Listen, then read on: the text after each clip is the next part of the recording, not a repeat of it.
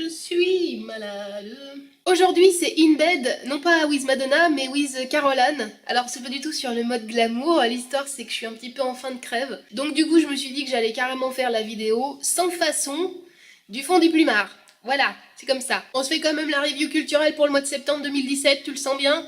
Moi aussi. Allez, on y va. Ce mois-ci, au niveau des sorties culturelles, je suis allée au square Georges Brassens à Paris, où il y a un marché fameux de livres anciens et d'occasion. Et donc ça faisait un moment que j'avais envie d'aller traîner mes guêtres là-bas pour voir si je pouvais trouver des petites merveilles. Et en fait j'ai été un petit peu déçue, moi qui suis allée tout récemment au train aux livres à Auvers-sur-Oise ou bien au Facteur Cheval à Versailles. J'ai trouvé que là, ce marché aux livres anciens, etc., il tenait pas trop la route, enfin il n'y avait pas grand-chose. Pourtant il y a beaucoup de stands, enfin il y a quand même une profusion de bouquins, mais au final, une fois que tu as tout parcouru, tu te dis que ils n'ont pas grand-chose de conséquent. Ça m'a donc pas complètement emballé. Pour aller dénicher des merveilles littéraires, je pense que je retournerai plutôt à Versailles ou à Auvers-sur-Oise. Toujours au mois de septembre, je suis allée au BHV Marais à Paris, où il y avait une expo, enfin, c'était un genre d'expo qui mettait à l'honneur Mickey Mouse. Alors évidemment, je pouvais pas louper ça. En vrai, il y avait au rez-de-chaussée et sur quelques étages, bon, c'était un peu customisé Mickey partout, donc t'avais effectivement le personnage avec ses deux oreilles qui te faisait coucou, c'était décoré, tous les stands étaient décorés avec des Mickey. Il y avait des pop-up stores, c'est-à-dire en fait des magasins éphémères Disney Store à l'intérieur du BHV. Il y avait des corners Disney qui, je pense, ne vont pas rester là bien longtemps, où tu pouvais trouver des produits Disney, c'était assez marrant, mais enfin pas inoubliable non plus. Et puis en haut, je sais plus, au quatrième ou cinquième ou sixième étage, on s'en fout, il y avait effectivement une petite expo, mais alors une toute petite expo où tu avais des planches, je suis même pas sûre que c'était des planches originales, c'était peut-être même des copies de planches, mais de diverses planches de BD qui mettaient en scène Mickey Mouse par les grands dessinateurs de l'époque d'or des studios Disney. Et il y avait aussi je sais même plus comment ça s'appelle ce truc-là, enfin une espèce d'animation avec un beans en forme de Mickey et qui se tournait selon si tu faisais du bruit, si tu tapais dans tes mains, cette espèce de micro géant, enfin voilà, il se tournait vers toi. Bon, ça c'était le côté un peu ludique peut-être pour les enfants. Là encore, quand même, pas de quoi casser trois pattes à un canard, même si Donald serait super pas content s'il m'entend dire ça. Au cinéma, je suis allée voir ça. L'adaptation, enfin la nouvelle adaptation du célèbre roman de Stephen King par un réalisateur qui s'appelle Andrés Muschietti. Et je suis un petit peu partagée sur ce film. L'histoire, c'est qu'il y a une ribambelle de gamins qui se fait terroriser par un clown dont on ne sait pas très bien qui il est. En fait, on comprend que qu'il y a quelque chose de surnaturel avec ce clown, tu vois, c'est pas juste un clown échappé d'un cirque qui vient faire peur aux enfants, non. Il y a quand même quelque chose qui est tout à fait de l'ordre du surnaturel, de l'ésotérique autour de ce personnage. Ça se passe à la fin des années 80. Évidemment, moi j'étais restée très polarisée sur la version de 1990 avec l'inénarrable et merveilleux Tim Curry dans le rôle de Pennywise, le clown méchant, le clown maléfique. Et c'est vrai que pour moi, Tim Curry, il est juste indétrônable. D'ailleurs, que ce soit dans ce truc-là, ou bien dans le Rocky Horror Picture Show, ou bien dans Légende, ou bien dans Maman, j'ai raté l'avion. Bref, Tim Curry, c'est toujours à tomber par terre ses prestations, même si elles sont un peu... Enfin, c'est pas toujours très sobre, mais j'adore. Donc là, voilà, je savais pas trop ce que ça allait donner. Effectivement, Bill Skarsgård, qui joue le rôle de Pennywise, il s'en sort vachement bien. Enfin, c'est ébouriffant parce que quand même, à la base, Bill Skarsgård, c'est juste le méga beau mec. Tu vois, c'est le frère d'Alexander Skarsgård, qui lui aussi, dans le genre beau mec, se pose un peu là. Et ils ont vraiment réussi à le grimer. Enfin, il a réussi à complètement se présenter en clown maléfique comme ça. Enfin voilà, je trouve qu'il fait vraiment une belle prestation. Ce que j'ai beaucoup aimé aussi, c'est que tous les acteurs sont magnifiques, vraiment au niveau de la réal, c'est très très propre, c'est super bien léché. Ce qui est pas mal aussi, c'est que justement dans le livre de Stephen King, le truc se fait en deux parties. Il y a une première partie qui est censée se passer dans les années 50, quand les héros sont des enfants et qui se font embêter par Pennywise, et puis ensuite, 30 ans plus tard, au moment de la sortie du livre, c'est-à-dire dans les années 80, les enfants devenus adultes doivent de nouveau aller se frotter à Pennywise pour finir vraiment par lui foutre sa raclée et par le renvoyer dans les limbes. Et donc là, du coup, cette nouvelle adaptation, au lieu de partir des années 50 pour arriver aux années 80, elle part des années 80 pour, sans doute, je pense, dans un deuxième volet, en arriver de nos jours avec les adultes, enfin les anciens enfants de 1988 qui vont devenir 1987, qui vont devenir grands et qui vont aller tataner The Clown. Maintenant, le truc, moi, qui m'a laissé sur ma faim, c'est que ça m'a pas fait peur. Mais alors, ça m'a pas fait peur du tout. Tu me diras peut-être qu'en fait, le principe de ce Beans là avec le clown genre McDonald's complètement disloqué, c'est en fait que ça fasse peut-être peur aux gosses. Du coup, moi, j'ai dépassé la limite d'âge, c'est pour ça que ça me fait pas peur. Mais enfin, c'est quand même censé être un film d'horreur, mais j'ai pas eu peur une seule seconde. Du coup, voilà, j'ai regardé ça sans m'émouvoir, et c'est peut-être pour ça que je reste un tout petit peu sur ma faim. Néanmoins, je trouve quand même que c'est du bon cinoche. Franchement, le mec, il se fout pas de ta gueule, quoi. Donc ça vaut la place. Au niveau musical, j'ai écouté 2 albums. Le premier, c'est le dernier de la chanteuse Jennifer, qui s'appelle Paradis Secret. Et alors en fait, j'ai écouté cet album, je suis pas tellement fan de Jennifer, pour tout te dire, je crois que c'est le premier album que j'ai écouté d'elle. Et je l'ai surtout écouté parce que c'est Da Silva, l'auteur, compositeur, chanteur Da Silva, qui s'est occupé de cet album pour elle. Et j'avais adoré, mais adoré l'album qu'il avait fait pour Elsa Lungini il y a quelques années. Il avait fait un album pour elle, Da Silva, et franchement cet album-là pour moi c'est un petit bijou, c'est une petite merveille, c'est vraiment un truc en état de grâce quoi. Pendant les 12 chansons, t'es complètement en état de grâce. Donc du coup quand j'ai vu qu'il avait écrit pour Jennifer, je me suis dit bon allez, on va tenter. Voilà, mauvaise idée. C'est pas bon du tout. Alors d'abord, j'aime pas la façon de chanter de Jennifer. Elle te chante tout comme si elle te faisait la BO du Petit Poney. C'est na na na na na na na na na na. T'as l'impression qu'elle comprend même pas ce qu'elle est en train de chanter. Donc j'aime pas la façon dont elle chante. Maintenant, les chansons de Da Silva, elles sont plutôt chouettes. Elles sont bien, je trouve, au niveau musical et tout ça. Ouais, elles sont assez sympas. Mais je sais pas, il nous a tout mis à la sauce pop acidulée, un peu puéril, enfin c'est pas du tout réussi, et puis je trouve que Jennifer elle gâche tout quoi. Enfin franchement, à la limite il aurait dû les filer à une autre chanteuse qu'elle, ça aurait été beaucoup mieux. Du coup, j'ai aussi écouté le dernier album de Da Silva lui-même, qui s'appelle L'Aventure. Oh bah j'ai un peu le même souci que pour Jennifer, c'est-à-dire que je trouve que autant c'est un auteur-compositeur, mais vraiment j'adore ce qu'il fait, je trouve son univers particulièrement poétique, j'aime beaucoup le son de ses chansons, enfin voilà, je trouve que ça c'est vachement bien. Mais je trouve qu'il devrait pas chanter ses chansons parce qu'il y a un truc avec sa voix. Je trouve qu'en fait sa voix, elle ne correspond pas du tout à son univers musical. Donc au bout d'un moment, l'écoute, elle est un peu pénible. En fait, j'aimerais mieux qu'il continue d'écrire pour Elsa ou pour d'autres, mais pas forcément qu'il chante lui-même ses chansons. Voilà, ça c'était pour le côté musical du mois de septembre. On en arrive au livre. Ce mois-ci, j'ai lu ceci, Journal d'une hypnothérapeute, aux éditions Erol, par Catherine Romanoff-Lefebvre. En fait, ce livre, c'est une grande pub pour l'hypnose sur 150 pages. Voilà, c'est une pub de 150 pages pour te vanter tous les mérites de l'hypnose.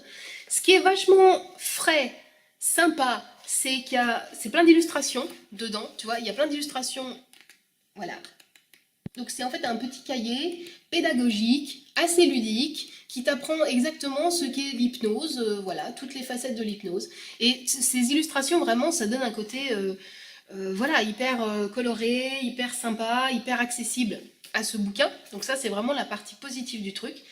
Maintenant, moi, le doute que j'ai sur ce livre, c'est que je me demande à quel public il s'adresse. Parce qu'en fait, pour les professionnels de l'hypnose, je pense que c'est beaucoup trop basique. Du coup, je doute que ça les intéresse. Et pour les profanes, tels que moi, tu vois, pour le grand public, du coup, c'est presque un peu trop pointu.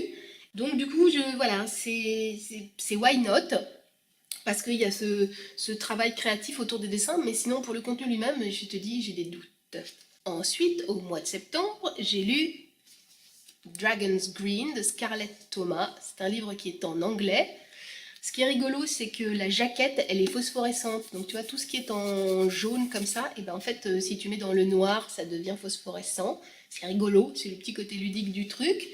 Là, on est dans de la fantasy. C'est l'histoire d'une jeune gamine, elle a à peu près 13 ans. Elle va découvrir qu'elle a des pouvoirs surnaturels et que certains de ses copains à elle ont aussi des pouvoirs surnaturels qui leur permettent de voyager dans des mondes parallèles pour aller grosso modo sauver le monde. Le mois dernier, je te parlais du dernier Elfe de Sylvana de Marie que j'avais tellement aimé et je te disais que je suis pas très fantasy. Bah, ça confirme qu'en fait je suis pas trop dans les histoires de monde parallèle, de dragons. En fait j'ai bien aimé sur le premier tiers. Le premier tiers j'ai réussi à rester accroché au truc.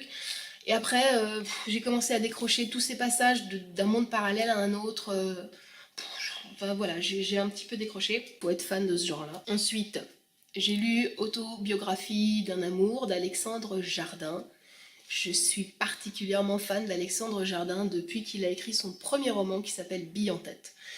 Et Bille en tête, je dois dire que ça a été un de mes coups de foudre fondamentaux littéraires. Ça a été vraiment un livre super important dans ma vie. C'est un livre que j'ai dû découvrir quand j'avais une quinzaine d'années. Et ça a vraiment été un livre hyper structurant, hyper fondateur pour moi. Vraiment, ce Bille en tête, je l'adore. Et depuis Bille en tête, ça m'avait amené à développer une affection particulière pour Alexandre Jardin. Du coup, j'ai lu pratiquement tous ses livres, Fanfan, L'île des gauchers, Le petit sauvage, Le zèbre, Mademoiselle Liberté. Enfin, je les ai à peu près tous lus.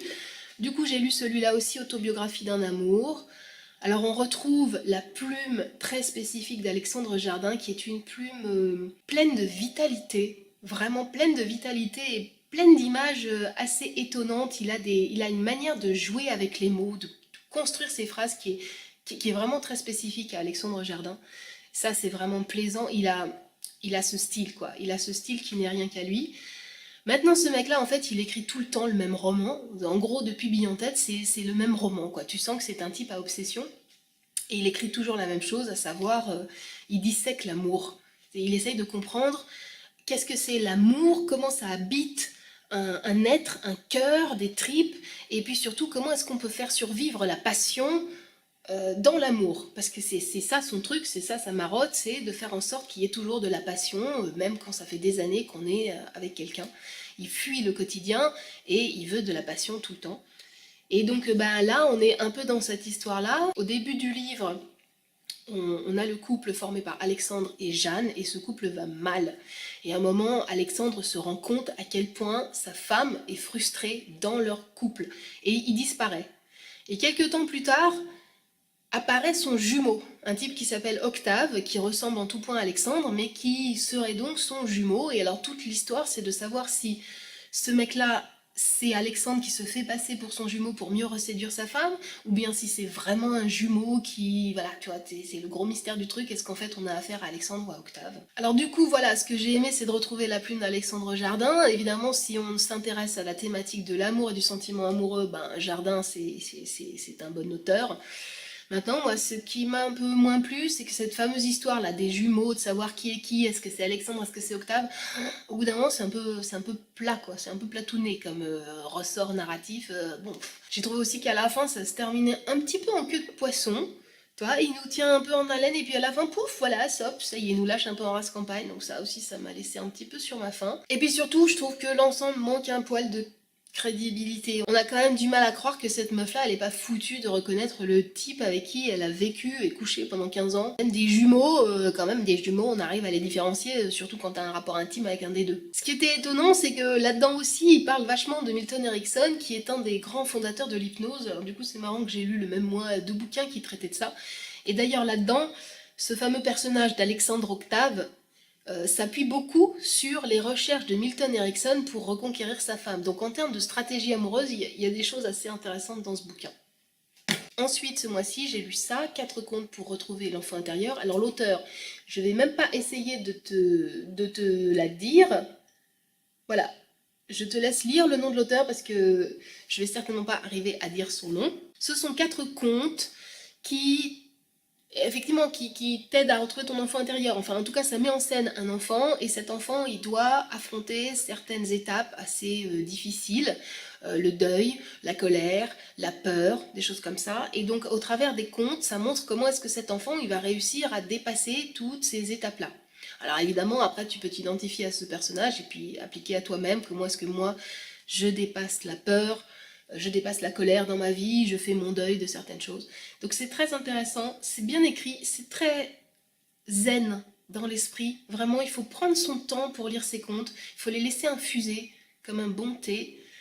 Et c'est une lecture qui est vraiment agréable. Donc je te recommande particulièrement ce livre-là si ce sont des sujets qui t'intéressent parce que ça fait son chemin doucement. C'est très agréable comme livre. Enfin, ce mois-ci, j'ai lu ceci, un petit livret qui s'appelle Faste et rayonnement du Second Empire. Alors je suis moi-même une très grande amoureuse de cette période-là de l'histoire de France, le Second Empire. Je trouve que au niveau architectural, au niveau des mœurs, au niveau des modes, c'était vraiment une période qui était pleine d'opulence, pleine de beauté, donc j'aime beaucoup ça. Dans ce truc-là, sont passés en revue un certain nombre de thématiques. Attends, je vais te montrer le sommaire. Voilà.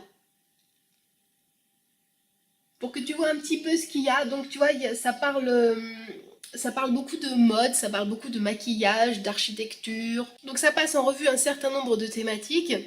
C'est très joliment illustré, ça te replonge vraiment dans cette période-là, ça te parle beaucoup aussi de l'impératrice Eugénie de Montijo. Et voilà, c'est très agréable si on aime cette époque-là. Vraiment, c'est un livre tout à fait sympa. Ça manque de conclusion, cependant. C'est-à-dire que voilà, ça te met tous les chapitres. Je crois qu'il y a il y a une petite intro, et puis ensuite il y a tous les chapitres, et à la fin, pouf, ça y est, fini. Voilà, pof, t'as à la fin du dernier chapitre qui traite de je ne sais plus quoi, mettons d'architecture. Zou, ça finit sur l'architecture, Haussmann, et je plof, voilà, fini. Point, tu vois, pof, il n'y a pas de conclusion. Bon, ça m'a allé, j'ai trouvé ça un peu étonnant. Mais enfin, why not?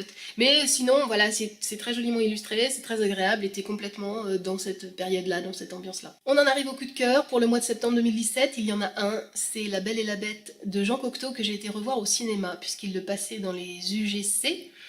Et voilà, bah, je n'ai pas découvert le film, loin s'en faut, puisque je le connais par cœur depuis que je suis gosse. Mais quel bonheur de le retrouver sur grand écran, en plus dans une version restaurée, magnifique, toute belle, qui met tellement bien en valeur la lumière d'Henri Alcan dans ce film. Et puis voilà, quoi, je suis amoureuse de la bête. Voilà, j'adore ce personnage tel qu'incarné par Jean Marais, donc c'était du pur bonheur de retrouver La Belle et la Bête sur grand écran. Voilà, c'était la review In the Bed de septembre 2017. Sur ce, je te souhaite une bonne fin de journée. Tu peux liker cette vidéo, la partager, me mettre en commentaire ce que toi tu auras vu ou lu ou fait pendant le mois de septembre au niveau culturel. Sur ce, je t'embrasse très fort et je te dis à très vite. Mouah. Alors mon vieux Bémax, allez, faudrait te secouer mon gars, faudrait que tu me guérisses un petit peu là. Pouh, j'en ai marre d'avoir la crève.